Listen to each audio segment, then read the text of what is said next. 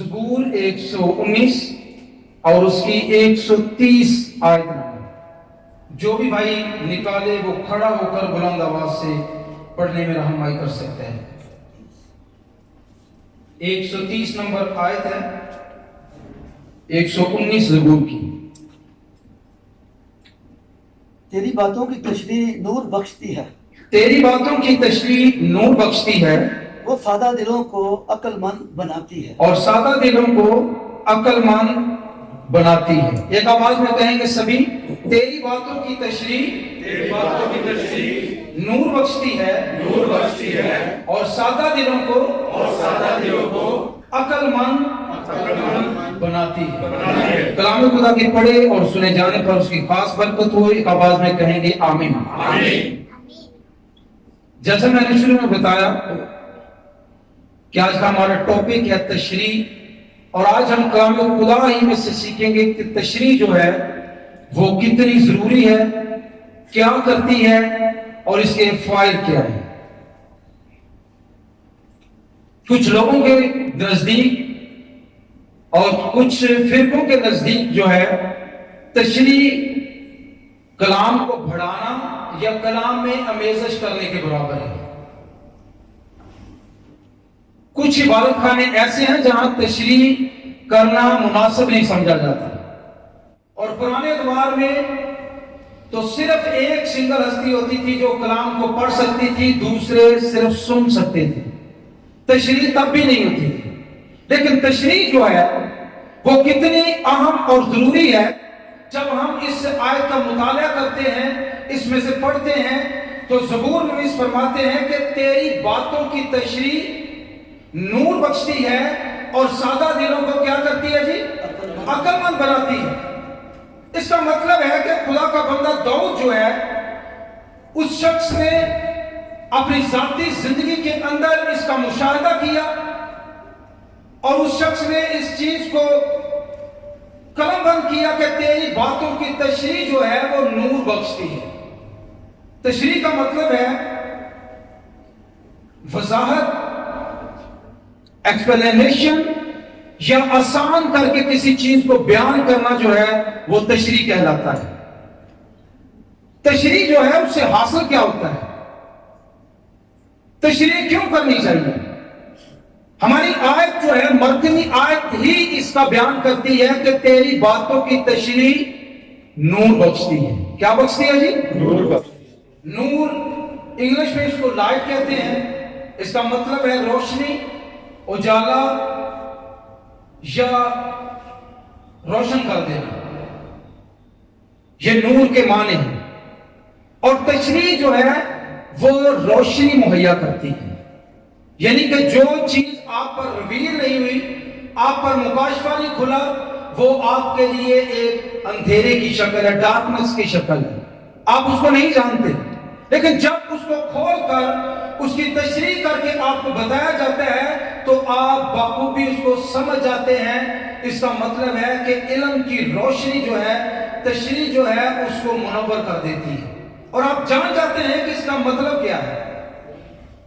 اور زبور نویس بھی کہتے ہیں کہ تیری باتوں کی تشریح نور بخشتی ہے. مثال کے طور پر ایک بھائی تھے، وہ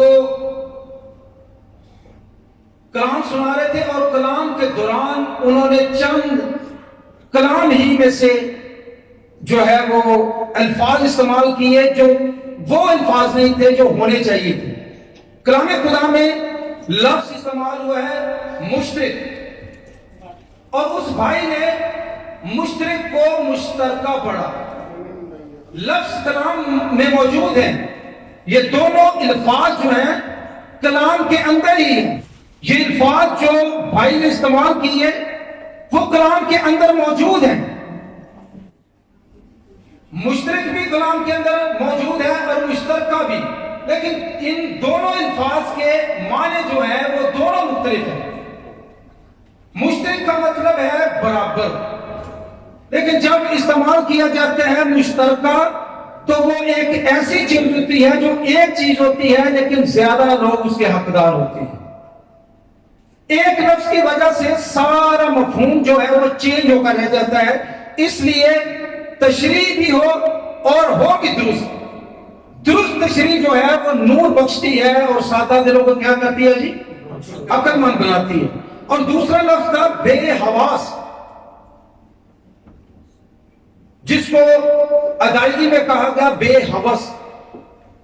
بے حواس کا مطلب ہے بے ہوش ہو جانا، بے حوث کا مطلب ہے بے عقل. اور یاد رکھیں کہ جب بھی کلام کو سنے آنکھیں بھی کھول کر اور کان بھی کھول کر سننا چاہیے، کیونکہ کلام پر توجہ کرنے والا کلام میں لکھا ہے بھلائی دیکھے گا. کلام پر توجہ کرنے والا کیا دیکھے گا جی؟ بھلائی دیکھے گا، اس کا بھلا ہوگا جو کلام پر توجہ کرتا ہے. اور اگر ہم ادھر بیٹھے ہیں، دھیان ہمارا پاکستان میں ہے، تو بھلائی کدھر سے آئے گی؟ آئے گی بھلائی کوئی؟ کلام پر توجہ کرنے والا جو ہے وہ بھلائی کا حقدار ہے. بھلائی اس کو نصیب ہوگی جو کلام پر توجہ کرتا ہے. اور کلام خدا جو آج ہمارا مضمون ہے وہ یہ ہے کہ تیری باتوں کی تشریح نور بخشتی ہے اور سادہ دلوں کو کیا کرتی ہے؟ عقل مند بناتی ہے.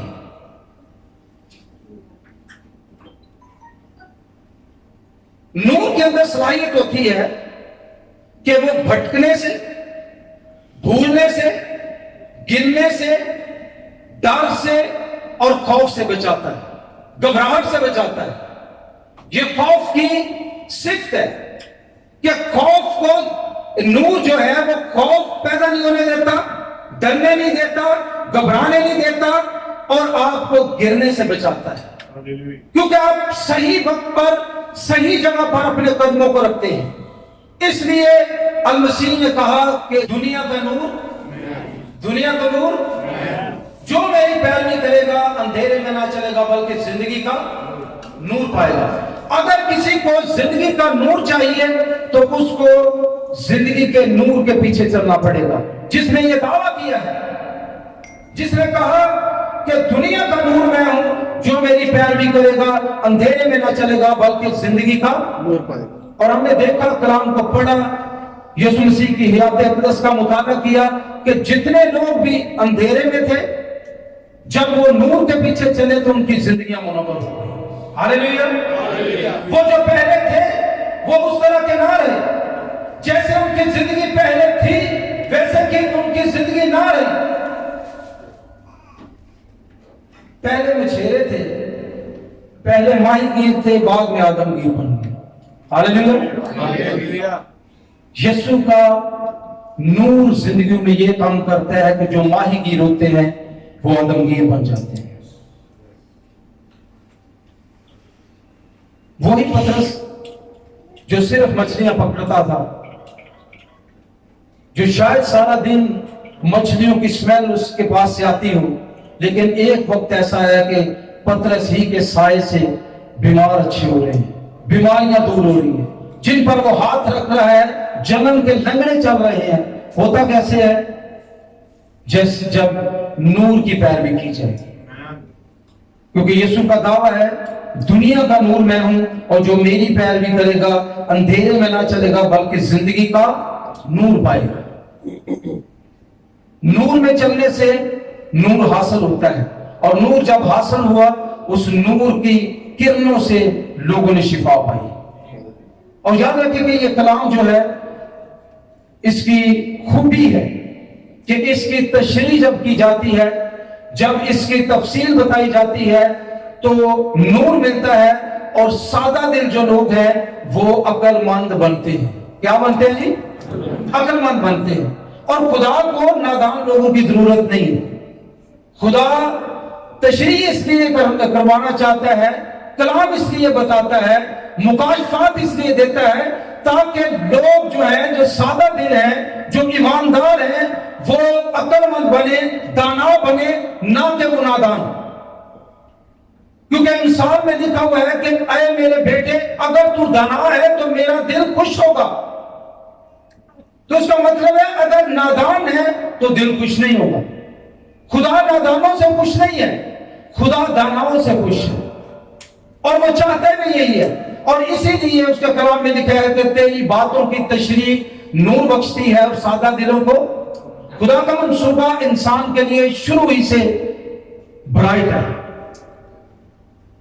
इंसान के लिए अच्छे से अच्छा मंसूबा खुदा के पास है, लेकिन इंसान की शुरू ही से अपनी मर्जी रही है कि वो खुदा के मंसूबे के हमेशा खिलाफ चलने की कोशिश करता है। ज़बूर नवीस 119 ज़बूर में फरमाते हैं कि तेरे फरमान मुझे मेरे दुश्मनों से ज्यादा अक्लमंद बनाते हैं। क्या करते हैं जी? दुश्मनों से ज्यादा। अगर आप अपने दुश्मन से ज्यादा अक्लमंद हैं तो आप अपना दिफा भी अच्छा कर सकते हैं और अटैक भी अच्छा कर सकते हैं। और अगर आप अपने दुश्मन से ज्यादा अक्लमंद नहीं है, उससे ज्यादा होशियार नहीं है, उससे ज्यादा चालाक नहीं है, तो याद रखें कि आपका दुश्मन आपको आ लेगा और आपको पता भी नहीं चलेगा। लेकिन खुदा नहीं चाहता। और ज़बूर नवीस इसी को बढ़ाते हुए कहते हैं कि तेरी बातों की तशरीह नूर बख्शती है और सादा दिलों को क्या करती है जी? अक्लमंद बनाती है। यीशु मसीह ने हमेशा मंतक और तमसील में कलाम किया। यीशु मसीह जब भी गए किसी भी मजमा में फकीहों और फरीसियों के दरमियान, तो उन्होंने हमेशा जो है वो तमसीलों में कलाम किया। और मत्ती 13वां बाब खुसूसन हम जब पढ़ते हैं तो उसमें 7 तमसीलें एकदम यीशु मसीह ने इस्तेमाल की हैं। और वजह यह थी कि कलाम में लिखा है कि वो सुनते हुए ना सुन सके और देखते हुए ना देख सके। फकीह फरीसी जो थे वो हर वक्त ताकुब में रहते थे, किसी न किसी वजह से खुदा ने यीशु मसीह को फंसाने के लिए। लेकिन याद रखें कि यीशु मसीह मुजस्सम कलाम था। हालेलुया। उसकी जब भी उन्होंने कोशिश की उसको फंसाने की, उसने उनको आड़े हाथों लिया और मंतक को यूज किया। जब उसके सामने एक या उनकी करेंसी थी, उन्होंने कहा कि क्या कैसर को जजिया देना रवा है, तो यीशु मसीह ने ये नहीं कहा कि नहीं देना रवा। यीशु मसीह ने कहा कि जो खुदा का है वो खुदा को दो और जो कैसर का है कैसर। क्योंकि यीशु मसीह जानते थे वो दिलों और गुर्दों को जानने वाली हस्ती है। और याद रखें कि तमसील को इसलिए इस्तेमाल करते थे ताकि इब्लीस दुश्मन जो है वो कलाम को चुरा कर ना ले जाए, क्योंकि उसमें सलाहियत नहीं है समझने की। लेकिन खुदा के लोगों में सलाहियत मौजूद है। जब खुदा यीशु मसीह के शागिर्दों ने दरियाफ्त किया कि खुदावंद तू हमेशा तमसील में क्यों कलाम करता है, तो यीशु मसीह ने इसकी वजाहत की। यीशु मसीह ने कहा कि ये इसलिए है कि वो सुनते हुए ना सुने और समझते हुए ना समझे। लेकिन तुम्हें तो खुदा के भेदों की समझ दी गई है। खुदा ने समझ दी कि नहीं, लेकिन कहा जाता है कि इसको इस्तेमाल करने से ये ज्यादा बढ़ती है। जब इस्तेमाल नहीं करेंगे तो नहीं बढ़ेगी। ये क्वालिटी आपके अंदर ही खुदा ने रखी हुई है। ये सलाहियत जो है खुदा ने इंसान के अंदर शुरू ही से रखी हुई है। आप एक चूजे का बच्चा ले लें, 5 मिनट के बाद जब वो अंडे से निकलता है तो वो चुन चुन कर जो है वो खाना शुरू कर देता है। क्या उसकी मां उसे सिखाती है? कभी देखा कि किसी मुर्गी ने अपने चूजे को जो है वो सिखाया हो कि ऐसे आपने चुन चुन के खाना है? इंसान का बच्चा मोहताज होता है, लेकिन छोटी मखलूक जो है उसको आप देखें कि खुदा ने सलाहियत छोटे परिंदों के अंदर भी, जानवरों के अंदर भी सलाहियत रखी हुई। और आप जो है, हम इंसान जो है, अशरफुल मखलूकात जो है, उनमें उनसे ज्यादा अक्ल है। और खुदा ने ये रखी इसलिए है कि इसको बर वक्त इस्तेमाल करके इससे फायदा हासिल किया जाए। लेकिन कुछ लोग इसको दूसरे तरीके से इस्तेमाल करते हैं। और शागिर्दों ने 13वें बाब की 36 आयत जब पढ़ते हैं, मत्ती, इसको पढ़ लेंगे, कोई भी भाई जो है पढ़ने में रहनुमाई कर सकता है। मत्ती 13वां बाब और उसकी 36वीं आयत, कि यहां यीशु मसीह तमसील में कलाम कर रहे हैं। और कलाम फरमाता है, ज़बूर में भी फरमाते हैं कि तेरी बातों की तशरीह नूर बख्शती है और सादा दिलों को क्या करती है जी? अक्लमंद बनाती है। यीशु मसीह ने खुद भी कुछ चीजें जो हैं वो हाई लेवल पर रखी, ताकि आम चीजें जब होती हैं तो कोई भी चीज जो है वो चुराई जा सकती है, लेकिन जब खास जगह पर रखी होती है तो उसको चुराना मुश्किल होता है। मत्ती 13वां बाब और उसकी 36 आयत। उस वक्त वो भीड़ को छोड़कर जी, घर में गया और उसके शागिर्दों ने उसके शागिर्दों ने उसके पास आकर कहा कि खेत के कड़वे दानों की तमसील हमें कि समझा। खेत के कड़वे दानों की तमसील हमें, इसका मतलब उनको समझ नहीं आई थी।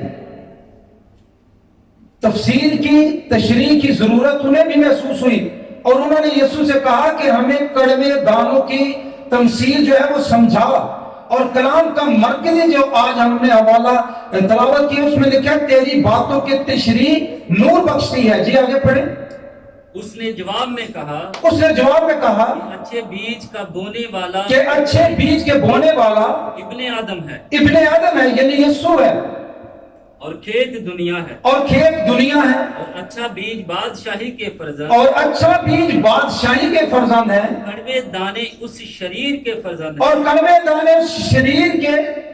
हैं फर्जंद है जिस दुश्मन ने उनको बोया जिससे दुश्मन ने उनको बोया वो इब्लीस है।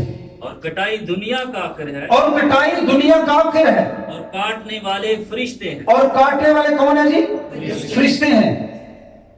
आगे बस जैसे कड़वे दाने जमा किए जाते और आग में जलाए जाते हैं वैसे ही दुनिया के आखिर में होगा। आमीन। यानी कि हम देखते हैं कि उन्होंने भी इस चीज को महसूस किया है कि तशरीह की जाए और यीशु मसीह ने खूबसूरत तशरीह करके उनको समझाया कि कड़वे दाने हैं क्या। कड़वे दाने जो हैं वो है क्या? खेत की डेफिनेशन की है और ये जरूरी है कि तशरीह की जाए। और बेशुमार हमारे मुआशरे में ऐसे लोग हैं जो कहते हैं कि ਅਸੀਂ ਘਰ ਹੀ दुआ कर ली थी। की करी है? घर ही दुआ कर ली थी। लेकिन जो जगह मखसूस शुदा है, जो इस काम के लिए है, वहां पर तशरीह होती है और तशरीह के बारे में लिखा है तेरे कलाम की, तेरी बातों की तशरीह नूर बख्शती है और सादा दिलों को अक्लमंद बनाती है। जब आप तशरीह को सुनेंगे नहीं तो याद रखें सारी उम्र सादा दिली रखें, फिर अक्लमंदी करीब से भी नहीं गुजरेगी। लेकिन खुदा चाहता है कि हम में से हर एक जो है वो अक्लमंद बने, दानार बने। और दानार हम खुदा के कामों में बने, खुदा के इंतजाम के लिए हम अपने आप को दानार बनाएं, अक्लमंद बनाएं, क्योंकि खुदा को अक्लमंद लोगों की जरूरत है और उसने इसीलिए कलम बंद करवाया है। अमाल 8वां बाब और उसकी 27वीं आयत को पढ़ेंगे। अमाल की किताब 8वां बाब और उसकी 27 आयत। वो उठकर रवाना हुआ तो देखो एक हबशी खोजा आ रहा था। तो हबशों की मलका कनिंदा के एक वजीर और उसके सारे खजाने का मुख्तार था और यरूशलेम में इबादत के लिए आया था। और वो अपने रथ पर बैठा हुआ और यसाया नबी के सहीफे को पढ़ता हुआ वापस जा रहा था। रूह ने फिलिप्पस से कहा कि नजदीक जाकर उस रथ के साथ हो ले। बस फिलिप्पस ने उस तरफ दौड़कर यसाया नबी का सहीफा पढ़ते सुना और कहा कि जो तू पढ़ता है उसे समझता भी है। उसने कहा यह मुझसे क्यों कर हो सकता है जब तक कोई मुझे हदायत ना करे। और उसने फिलिप्पस से दरखास्त की कि मेरे पास आ बैठ। किताबे मुकद्दस की जो इबारत वो पढ़ रहा था ये थी कि लोग उसे भेड़ की तरह ज़बह करने को ले गए और जिस तरह बर्रा अपने उतरने वाले के। आमीन। हबशी खोजे की ये मिसाल भी जाहिर करती है कि वो जो कुछ पढ़ रहा था समझ नहीं रहा था। कलाम खुदा को हम पढ़ते हैं, सुबह को शाम को जो भी वक्त हो हम पढ़ते हैं, لیکن ہم میں یہ صلاحیت نہیں ہوتی کہ اس کو سمجھ بھی سکیں. خدا چاہتا ہے کہ اس کو پڑھا بھی جائے اور سمجھا بھی جائے. پڑھا بھی جائے اور سمجھا بھی جائے. جب سمجھا جاتا ہے تو کلام جو ہے وہ اثر رکھتا ہے. پھر وہ کلام جو ہے وہ ابلیس جو ہے آپ کے دلوں سے چلا نہیں سکتا.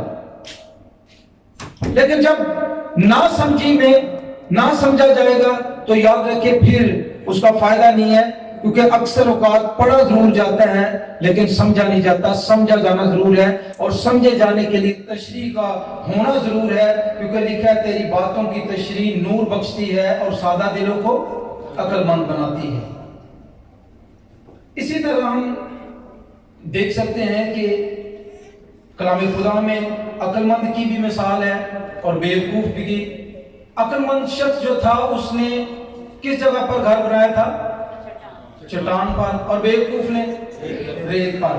یہ وضاحت جو ہے وہ کلام خود کرتا ہے. اور خدا چاہتا ہے کہ لوگ عقل مند ہوں. خدا چاہتا ہے کہ لوگ دانا ہوں، اور اس کے لیے ضروری ہے کہ کلام کی تشریح ضرور کی جائے، کلام کی تشریح سنی جائے اور کلام کو پرکھا جائے، سمجھا جائے اور خدا کے کلام پر جو ہے وہ عمل کیا جائے. تشریح جو ہے وہ بہت ضروری ہے. تشریح جو ہے وہ عقل مند بناتی ہے، یعنی چالاک بناتی ہے. اور یاد رکھیں چالاک ہونا ہے، مکار نہیں ہونا. چالاک اور مکار جو ہے یہ دو طرح کی کیٹیگری ہے. لیکن ہمیں چالاک، کیونکہ ہم کلام میں سے دیکھتے ہیں کہ 10 سواریاں جو تھی 5 چالاک تھیں اور 5 جو تھی سست تھی. خدا کو سست لوگوں کی ضرورت نہیں ہے، خدا کو چست لوگوں کی ضرورت ہے. خدا کو سمجھنے والوں کی ضرورت ہے. خدا کو جو ہے دانا لوگوں کی ضرورت ہے. اور خدا اسی لیے داناؤں کا اگر وہ چنتا بھی ہے، نادانوں کو چنتا بھی ہے تو نادان نہیں رہنے دیتا، ان کو وہ دانا بناتا ہے.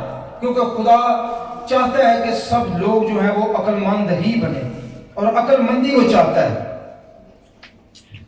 یسوع مسیح نے ایک بڑا دعویٰ کیا کہ دنیا کا نور میں ہوں، جو میری پیروی کرے گا اندھیرے میں نہ چلے گا بلکہ زندگی کا نور پائے گا. کیا ہمارے پاس زندگی کا نور ہے؟ کیا ہم نے کبھی دعا کی کہ زندگی کا نور میری زندگی میں آئے؟ کیا ہم اس کے پیچھے چلنے کی کوشش کرتے ہیں؟ اگر یسوع مسیح کا یہ دعویٰ ہے کہ زندگی کا نور میں ہوں، تو اس زندگی کے نور کو کیا حاصل نہیں کیا جا سکتا؟ کیا ہمیں حاصل نہیں کرنا چاہیے، یا ہمیں دعا نہیں کرنی چاہیے کہ یہ زندگی کا نور مجھے مل جائے؟ دنیا کی بہت سی آسائشوں کی ہم تمنا کرتے ہیں، یہ بھی مجھے مل جائے، یہ بھی مجھے مل جائے، لیکن شاید ہم دنیا کے نور کی مانگ نہیں کرتے، دنیا کے نور کو چاہتے نہیں، دنیا کے نور کے لیے ہم جو ہے وہ پینفل نہیں ہیں. اس لیے یاد رکھیں کہ خدا سے بہت سے لوگوں کی دوری ہے جو خدا نہیں چاہتا. کلام میں لکھا ہے کہ وہ کسی شریر کی بھی ہلاکت نہیں چاہتا، بلکہ وہ چاہتا ہے کہ ہر ایک کی توبہ تک نوبت، اور توبہ تک نوبت تبھی پہنچتی ہے جب عقل آتی ہے، جب انسان جو ہے وہ عقل مند بنتا ہے، شعور حاصل کرتا ہے، جب اس پر نور آتا ہے. اور ہم نے پچھلے ہفتے ہی سنا ہے کہ پولوس کے گردا گرد جب نور چمکا ہے تب اسے ہوش آئی ہے، تب وہ محتاج بھی ہوا ہے، خدا نے اسے محتاج بھی بنایا ہے اور اسے پاؤں پر کھڑا بھی کیا ہے اور اسے کہا کہ جو کچھ تجھے کرنا ہوگا وہ تجھے بتایا جائے گا. نور کا چمکنا زندگی میں ہونا وہ بہت ضروری ہے، کیونکہ خدا چاہتا ہے کہ یہ عقل مند بنے. اور جب تک نور نہیں چمکے گا یاد رکھیں کہ آپ اندھیرے میں رہیں گے. اور کتنے ہیں جو آج اس زندگی کے نور کے لیے دعا کریں گے کہ خدا زندگی کا نور میری زندگی میں ہے، کیونکہ یسوع کا دعویٰ ہے. اور اگر دعویٰ ہے تو اس دعوے کو آپ کی زندگی میں پورا ہونا ضرور ہے، صرف دعویٰ نہیں ہے اس کا. پترس کو یسوع مسیح نے ایک سٹیٹمنٹ کہی، سارے شاگرد دوڑ گئے، بھاگ گئے، چھوڑ گئے. یسوع مسیح نے کہا کہ پترس سب چھوڑ گیا، تو بھی مجھے چھوڑ جا، جائش کر. لیکن پترس نے ایک بات کہی تھی، اس نے کہا کہ زندگی اور زندگی کی باتیں تو تیرے پاس ہے، میں تجھے چھوڑ کر کہاں جاؤں. زندگی اور زندگی کی باتیں تیرے پاس ہیں. اس کا مطلب ہے اس شخص کو پورا شعور آ چکا تھا, وہ شخص عقل مند بن چکا تھا, اور اس نے اپنی عقل سے ہی نہیں اپنے تجربے سے بھی یہ بات کی کہ زندگی اور زندگی کی باتیں تو تیرے پاس ہیں, تجھے چھوڑ کر میں کہاں جاؤں. جب انسان کو عقل آ جاتی ہے, اور عقل جو ہے وہ تشریح سے آتی ہے, تشریح سے نور, تشریح جو ہے وہ نور بخشتی ہے اور سادہ دلوں کو عقل مند بنا دیتی ہے. سادہ ہی تھا یہ شخص.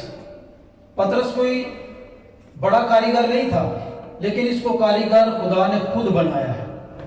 3 بار یہ شخص انکار کرنے والا ہے, لیکن اچھی بات یہ ہے کہ یہ سدا انکاری نہیں رہا.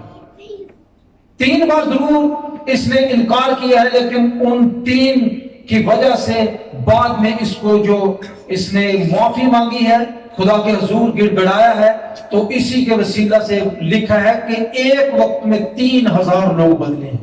ہاللیلویہ. کبھی کبھی ہم اپنی کمزوریوں پر دیکھتے رہتے ہیں, میرے میں یہ کمزوری ہے, میں ایسا نہیں ہوں, میں ویسا نہیں ہوں. لیکن اگر آپ صدقے دل سے خدا کے حضور معافی مانگتے ہیں تو آپ کے وسیلے سے خدا کام کرنا جانتا ہے. ہاللیلویہ. اگر وہ پطرس کو استعمال کر سکتا ہے تو آپ کو بھی استعمال کر سکتا ہے. اگر وہ پولوس کو استعمال کر سکتا ہے تو وہ آپ کو بھی استعمال کر سکتا ہے. اگر وہ دعوے دار ہے کہ زندگی کا نور میں ہوں, تو وہ صرف دعوے دار نہیں ہے, وہ آپ کو زندگی کا نور دے گا اور آپ کی زندگی کو منور کر دے گا, اور آپ جو ہے وہ پہلے جیسے نہیں رہیں گے, بلکہ آپ کے وسیلہ سے کلام کی روشنی دوسروں تک منتقل ہوگی. ہاللیلویہ. اس لیے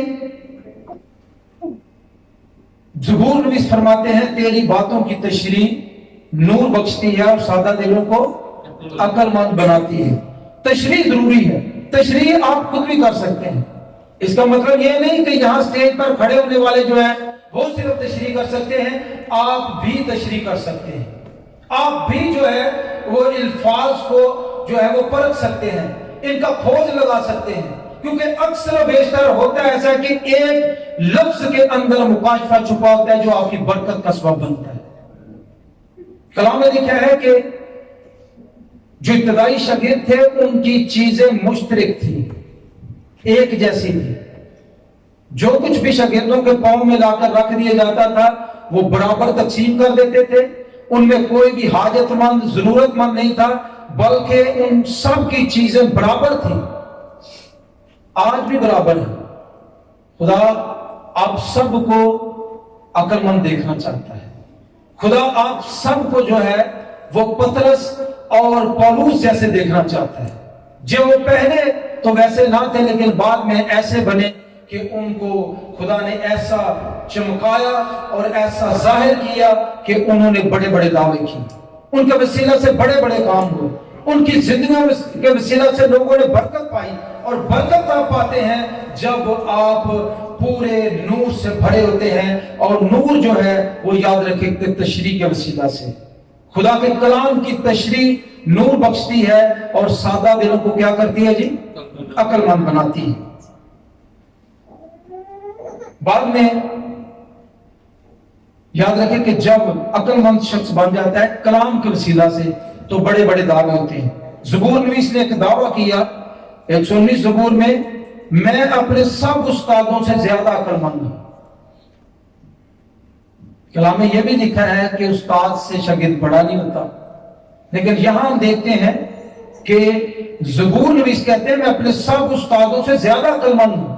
یہ دعویٰ کب ہوتا ہے جب آپ کلام کو اس طرح سے لیتے ہیں جس سے آپ کی زندگی کے اندر کلام کی روشنی آتی ہے, اور جب کلام کی روشنی آتی ہے تو پھر بے شمار جو ایسے دعوے ہیں جو عقل جو ہے وہ ایکسپٹ نہیں کرتی, وہ ایسے دعوے ہوتے ہیں.